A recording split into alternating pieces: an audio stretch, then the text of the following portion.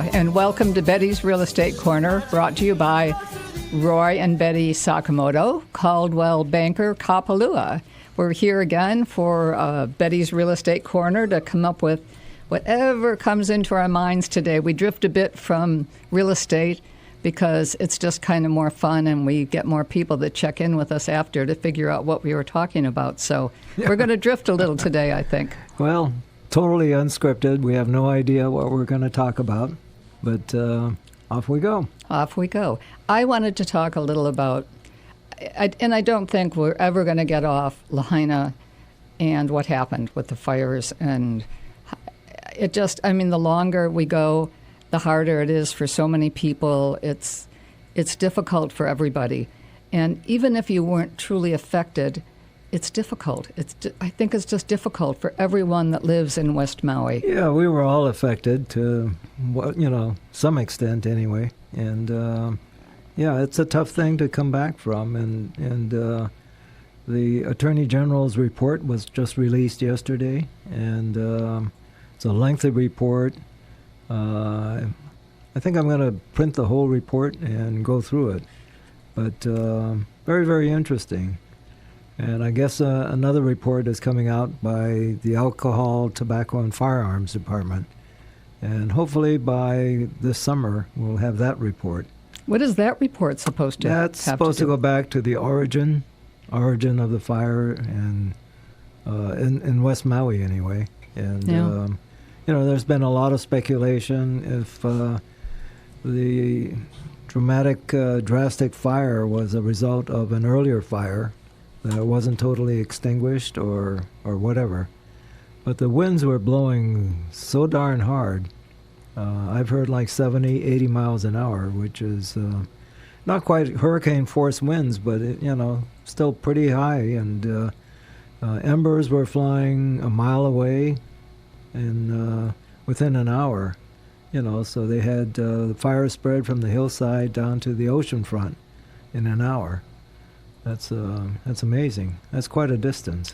It is. We were at Kapalua, and we had been without electricity since early that morning, way early that morning. Right, yeah. And by the time, I don't know, I mean, it was pretty overwhelming the day for everybody, and you could see from where we were in the distance the red burning at some point. Daytime you could see the smoke, and we just kind of thought it was in the hillside above Lahaina. That's right. We never thought it was actually Lahaina town. It looked from where we were standing or living, etc. You looked out that way, and it looked like it was more up above Lahaina or up above Kanapali even. Right, yeah. Yeah, it was pretty odd, pretty difficult, etc. So. And then at night, we could see the red glow. We still thought it was just in the hillside. Yeah, I think until, we started learning little bits by morning, but remember, we still had we weren't getting any television, we weren't getting any phone calls. Right. Our cell phones weren't working. We have a regular phone, which is just a plug-in phone, and it wasn't working. So we had no regular telephone service, we had no cell phone service, so it was hard to know what was going on. And I guess today that doesn't really matter so much. Maybe for the future they'll be able to, and that'll help a little bit. We knew for sure what was happening when somebody appeared at our door.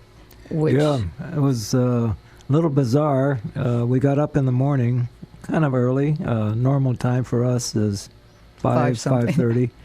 But this was 4-something when I went downstairs. Yeah, and we noticed cars parked on our street. And one of the cars belongs to a very, very close friend of ours. And we thought, what in the heck is he doing on our street? And went out and knocked on his door and woke him up. Scared him to death, yeah. Woke him up. He came on in. We had flashlights and lanterns set up, and he clued us in on what had happened to Lahaina. And we had 2 other cars with him, right, with dogs, etc., that had lost their home. He did not lose his home, right, fortunately. But it was, quite a morning, to wake up to that news. And I guess the rest of the world knew what was going on, but people in West Maui did not.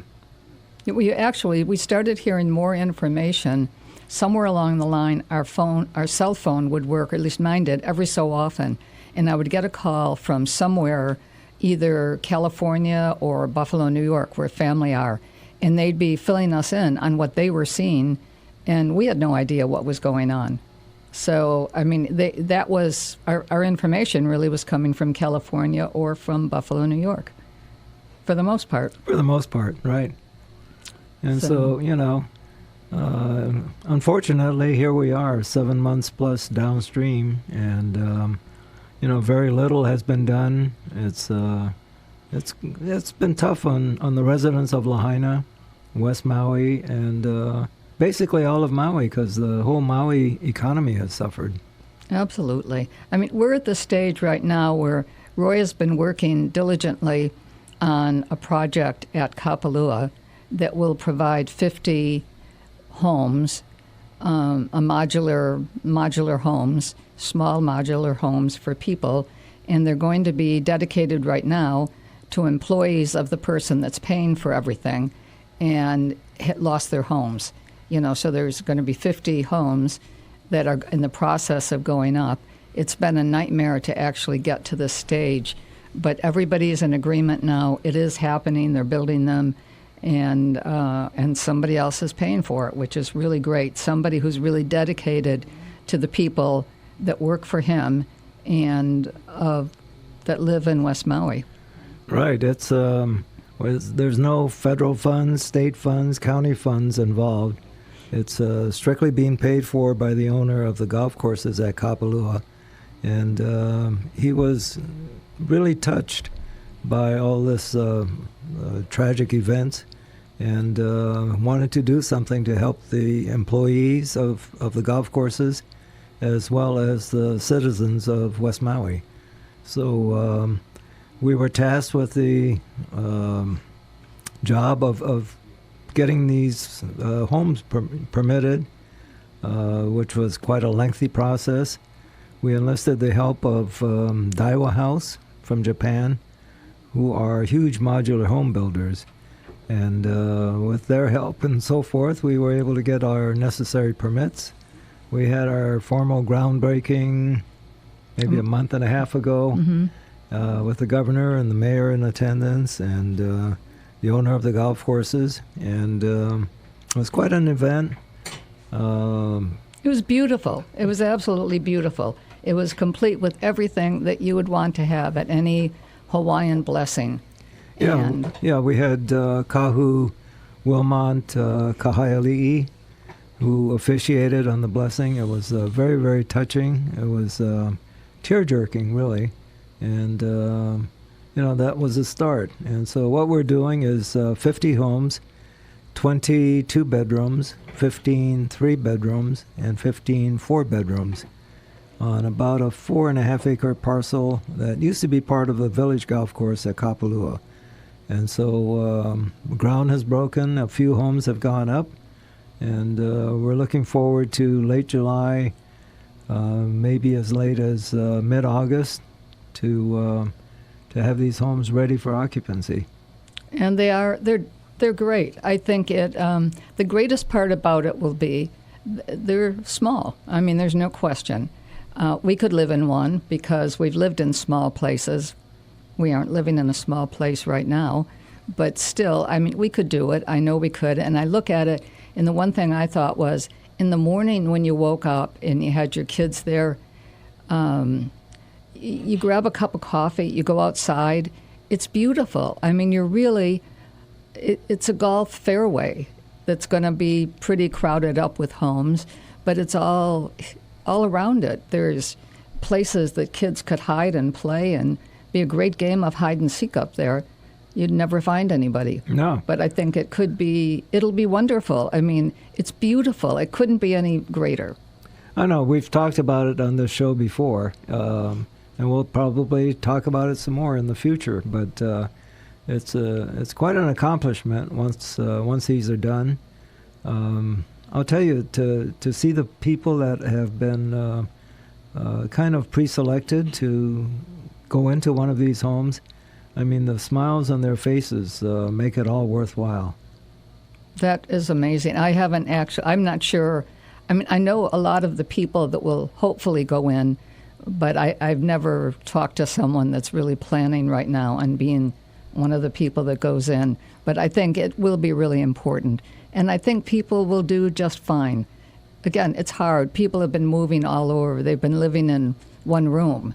So even though I look at it and they had the one furnished and the washer-dryer is kind of centralized, that would be the greatest thing in the world for all of us to have our washer-dryer right between the living room, let's say, the kitchen, everywhere. You'd actually get your laundry done instead of having it down in the basement or upstairs where the bedrooms are. I mean, these don't have an upstairs. Right. But it's fabulous. Now, you know, these will come fully furnished, beds, furniture, even down to dishes and glassware and so forth. You'll have a full kitchen, washer, dryer, even split system AC. So a split system. Split system. I thought it was going to be small air conditioners. Not the window mounted. No. Okay, that's good. No. So. Well, in any event, that has been something that is really exciting for me. That that you've accomplished something. Well, it's been a village. You know, there's been a lot of people involved, and it's been quite an effort. It's at times been totally frustrating, but we managed to work through all the pitfalls and all the nooks and corners of various county departments. Well, it took a lot of patience on your part, let's just say. I don't have that amount of patience. Well, a big proponent of this project was Governor Green, and thank you, Governor Green, for all you did to assist us in this project. It's been hard. I mean, my heart goes out to everybody, including the mayor and the governor, and it's been easy for people to blame anyone who's been involved in politics. But I think one of the things we do have to do is give some patience to the fact that we do have a new mayor, mostly. I mean, I would say it's still a new mayor. We have a new governor. And yes, it was hard. And maybe they didn't get the information as fast as they should have, and maybe all sorts of things. But I think everybody's doing their best and really trying at this point to make things happen. Nothing like this has ever happened before, so there's been no roadmap to follow. And God willing, there won't be another tragedy like this again. No, you're right. I can't even imagine it ever happening again. But I think everybody learned a lot. I think everybody. And I think there's so many stories that we've all heard, and somebody made a mistake because they didn't let somebody turn a certain way, or somebody did this or that, or all difficult. But you only know in your heart that everybody involved, the fire department, the police department, the citizen who's out there helping, doing whatever he can do to save a life, to help people just move along. There were so many heroes out there. Unbelievable. And most heroes you'll never, ever hear about. No. Except maybe at a family gathering of some sort, or at a barbecue, or anywhere where somebody starts telling a story of what they were doing and what happened in this family, that they were able to assist, or they got them out of cars. I never understood that some of the cars, the heat kind of cemented the doors closed. I heard that. Yeah. I mean, I can't. It's all a tragedy. But I guess we could go back to real estate. Yeah. Anyway, as people can see, we're not totally a real estate show. No, it's just.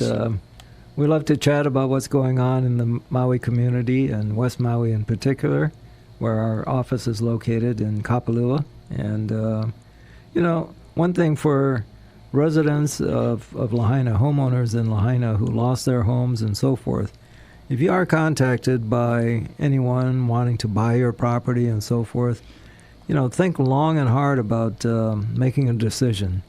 I know there's a few scammers, I call them scammers out there, trying to steal property at very low prices.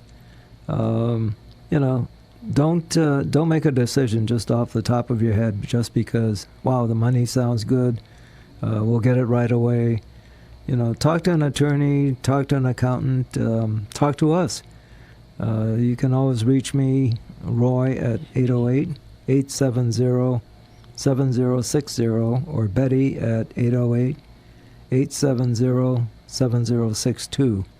And we're not going to charge you for advice, but feel free to reach out to us or an attorney or accountant.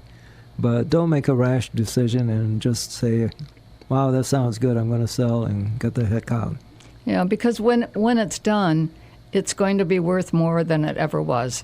Being in Lahaina is going to become more prestigious than ever. And somehow there will be brand new homes. And I don't know how. I really don't. I mean, I'm sure that somebody had a great home, but they also had a high mortgage and a high interest rate. So they don't know what's going to happen. But I think, again, talk to everybody. Talk to the banker if you have to. Beg, do whatever, but hang in there, because Lahaina will be stronger and better in the end. And one thing we've got, we've almost got a blank slate, and we can plan Lahaina the way it maybe should be planned. Looking forward to a year, 2 years, 3 years, 4 years, 5 years downstream. What our residential areas will look like, what Front Street will look like. Are we going to bring back, those cheesy shops and sleazy restaurants and so forth? I hope not. It's a chance for us to pull up ourselves by the boots and say, okay, this is what we want for Lahaina. But there were some really great restaurants. Well, it would be nice to say sleazy, no. because they weren't. No, absolutely. I don't think so. But, there's a lot of historical points of interest in Lahaina. Moku'ula Island, for instance, which used to be the home of King Kamehameha at one time, kind of diagonally across from 505 Front Street, or where 505 Front Street was. A lot of history there. And my understanding is that since the fires, a lot of the natural springs in the area have sprung back up. And maybe that's a real kind of a chicken skin sign to concentrate on the historical aspect of Lahaina. I think that, there are a lot of people, though, that have huge investments into their properties there. And I think are planning to rebuild stores or whatever it is that they have. Yeah. And it's, it's a historical district, so... hopefully we don't get these high-rise, shiny buildings and so forth. But, there's going to be a lot of planning needed, a lot of community input. We have a segment of the community who's saying, let's go back to farming. Lahaina used to be the Venice of the Pacific with taro patches and bananas and so forth. Never mind hotels and shops and restaurants. That's one side of it. There are others who say, let's make a big shopping mall at Front Street. Well, somewhere in between is a happy medium. But it's a great chance for Lahaina to have their own future in their hands. And hopefully all the residents will chip in with their thoughts. As radical as it may sound, you've got to be heard. Well, I think you're right. Everybody should be heard. And everybody that had a business there that they had strongly invested in should also be heard. Now I don't know how you can take all of the different people that have been involved, are involved, and want to be involved. And it's the same thing with all of the rentals and the people that have lost homes and that were renting in a home and don't have a home and that are being moved from hotel to hotel to hotel. I mean, at what point do you? How do we take care of everybody? Maybe they didn't even have an investment in Lahaina or in a home. They were renting a room someplace. How much protection does that get? There was a lot of that. There was also multi-generational housing where grandpa and grandma and son and daughter and grandson and so forth were living in the same... And the great-grandchildren? Right, yep. Yeah. And so, in a home you could have 15, 20 people living in there. That's right. And, But that was a family. It was a family. And that should always But, be supported. And there were, as we know, a lot of illegal ohanas and so forth, garages that were sealed up and put a kitchen in and rented out for $500, $1,000, whatever you can get. A couple thousand, yeah. Yeah, whatever you can get. But again, now is a great chance to be able to plan the future of Lahaina and what we want it to look like. So we can take what was a tragic event and turn it around into something good. Well, it's good. That will be a difficult time for everybody. But I think if everybody's heard and everybody works and everybody realizes when that can't work, whatever it is that you want, if it can't work and you hit that point and accept it. I mean, I think everybody should be as protected as they can. Hopefully their insurance companies will protect them, et cetera. And we're not talking just Front Street now, we're talking all the little neighborhoods. And you hope that everybody ends up protected with their homes, their home sites. Right, yeah. And, it was a multilingual neighborhood, Lahaina was. So you had many different nationalities, a lot of them not speaking English very well. And, it was part of the charm of Lahaina. Absolutely. And it hopefully will be again, because I think it's vitally important. Totally. I mean, when you think you grew up in a family where Japanese was really spoken, you understand Japanese but don't speak it so well, and why did you miss out on some of the Japanese lessons? Would you like to say that on the radio, possibly? Not really, but I believe. At the time, baseball was pretty important. And he could climb out a window. Now, let's not tell anybody about it, but a few people have heard now. No. Baseball was more important. And I'm sure my sensei, my teachers knew about it. But right after roll call, I'd be out the window. And I take it with a few people along with you? Yeah. Possibly? Oh, Yep. absolutely.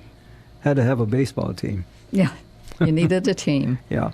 So, you want to have any real estate talk? Wait a minute. We're down to the 2-minute warning. Oh, Why don't we okay. just talk in general about what's going on? Well, the real estate market is kind of interesting throughout Maui. Just checked this morning, there's over 300 properties currently in escrow. And that's a good sign for a good market. Interesting, over 300 properties in escrow. West Maui? No, all over Maui. Okay. And that's a real healthy sign. Sure, interest rates aren't as good as we want it to be, and so forth. Looks like they're going to be coming down, but there's still great opportunities to buy. And in buying, you don't have to have a fixed 30-year mortgage. Go for an adjustable, a 3-year or 5-year adjustable mortgage. Your rates are much better, your points are much better, and the market should be improving in the next 3 to 5 years. So, and something without a prepayment penalty, preferably, so that assuming that interest rates do come down, and they always do, you'll be in a position that you can refinance at that time. Right. And so, we're always willing to help and talk to people. So okay. call us. We've got Danny Couch back, which you know what that means. Aloha from Aloha. Roy and Betty Sakamoto.